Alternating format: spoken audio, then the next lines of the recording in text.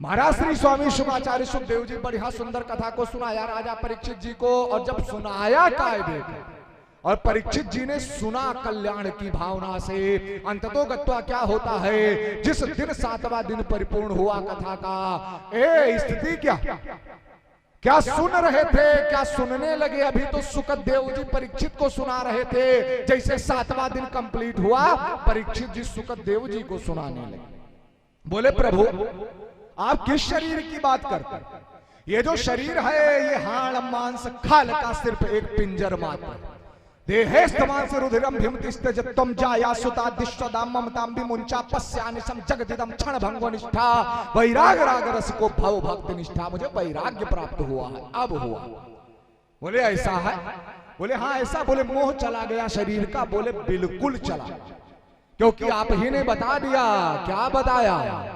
नैनम छिन्दन्ति शस्त्राणि नैनम दहति पावका न चैनम क्लेदयन्तापो ना शोषयति मारुतः।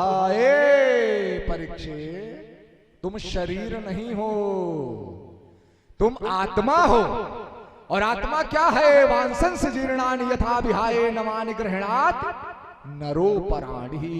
जिस प्रकार से मनुष्य पुराने वस्त्रों को छोड़ करके नए वस्त्रों को धारण करता है, उसी प्रकार से आत्मा इस शरीर को छोड़ेगी तो दूसरे शरीर को धारण करेगी। परेशान होने की आवश्यकता नहीं है। ये जैसे इस प्रकार से परीक्षित जी सुखदेव जी को बताने लगे, बस सुखदेव जी चट से वहां से उठे और प्रस्थान कर गए। बोलिए सुखदेव भगवान की। ये स्थिति क्या हो? जैसे 7वां दिन परिपूर्ण हो तब तक इधर से चल पड़ा तक्षक नाग। तक्षक नाग जो था वो चल पड़ा किसको डसने के लिए? राजा परीक्षित को डसने के लिए। जैसे रास्ते में वो पहुंचा, इधर से तो तक्षक नाग जा रहा है, उधर से ही संयोग से कश्यप मुनि जा रहे हैं। कश्यप मुनि ने तक्षक की तरफ देखा, देखने के पश्चात पूछा भाई कहां जा रहे हो? तक्षक ने कहा मैं राजा परीक्षित को डसने जा रहा हूं। बोले जब परीक्षित को डसोगे तो क्या होगा? बोले जब मैं परीक्षित को डसूंगा तो उनकी मृत्यु हो जाएगी। बोले ऐसा है? तुम्हारे डस लेने से परीक्षित की मृत्यु हो जाएगी?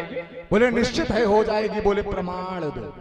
जैसे आज के लोग होते हैं ना, कुछ ज्यादा बढ़ चढ़ के बता दो तो कहें लो प्रमाण लो। ये जैसे तक्षक डसने के लिए निकला, कच्छप जी ने पूछा कि डस लोगे तो ऐसा कार्य हो जाएगा? बोले ऐसा बिल्कुल हो जाएगा। बोले प्रमाण ला करके दो।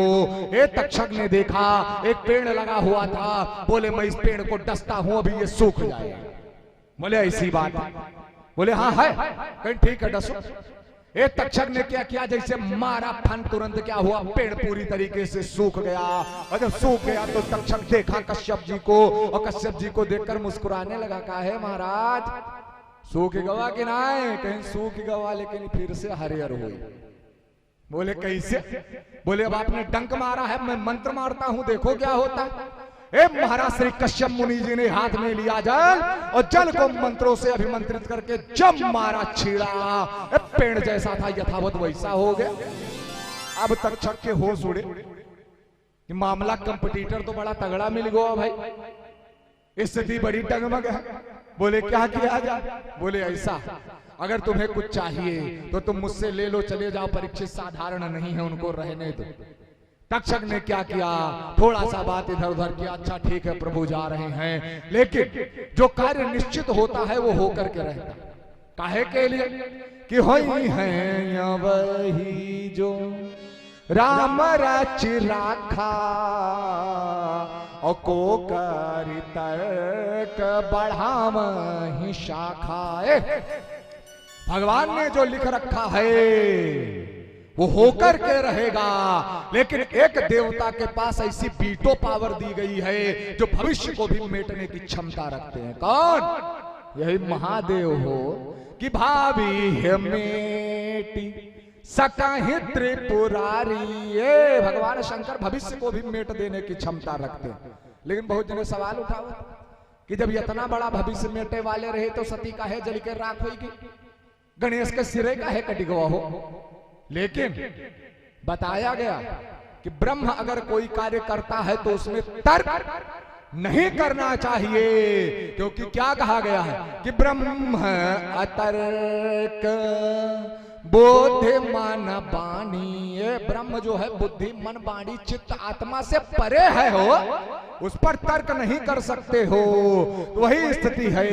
तक्षक ने क्या किया, बात को टाला, लेकिन जो निश्चित होना था, जिस दिन 7वां दिन परिपूर्ण होता है, महाराज श्री परीक्षित जी क्या करते हैं, अष्टांग योग के माध्यम से अपनी प्राणवायु को खींच करके चढ़ाया ब्रह्मांड पर और श्रीमद् भागवत महापुराण के 10वें स्कंद का पाठ कर रहे। चरितम परमद्भुतम, क्यों चरितम परमद्भुतम? जब स्वामी शुकदेव जी ने परीक्षित को सब सुना डाला तो परीक्षित ने कहा, प्रभु अब 10वें स्कंद में प्रवेश किया जाए। बोले काहे?